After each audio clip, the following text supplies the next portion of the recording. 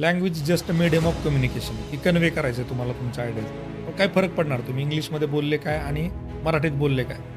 आपण जे जनरली म्हणतो ना की भावना समजून घेण्याचा प्रयत्न करा.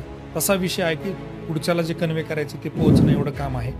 फार फरक पडणार नाही. बट इथे एक खरी गंमत आहे. ती पर्टिक्युलरली MPSC 2025 तुम्ही जी परीक्षा बोलता त्या परीक्षेमध्ये हा पहिल्यांदा पॅटर्न आहे. तर मार्केटमध्ये जे अवेलेबल सोर्सेस आहेत सगळे ओरिजिनल सोर्सेस इंग्लिशमध्ये आहेत. ट्रान्सलेशनच्या एरर्स वगैरे किंवा त्या पद्धतीचं त्या लेवलचं डेप्थचं मटेरियल मराठीमध्ये अजून तरी अवेलेबल नाही. थोडासा इंग्लिशच्या बाबतीमध्ये बायस लोकांचा असतो की इंग्लिश बोलणारा विद्यार्थी हुशार असतो. त्यामुळे इंग्लिश मिडियमकडं बघण्याचं जे परसेप्शन आहे जे विथ रिस्पेक्ट टू प्रोफेसर्स जे इव्हॅल्युएट करतायत ते पण त्यांना एक कुठंतरी थोडंसं फेवरेटिझम किंवा एक काय म्हणता येईल त्याला थोडं लिबरल मार्किंग त्या ठिकाणी केलं जातं. मला असं वाटतं की जिथं जिथं शक्य आहे ज्यांना ज्यांना शक्य आहे त्यांनी इंग्लिश मिडियमचा वापर करायला काय हरकत नाही.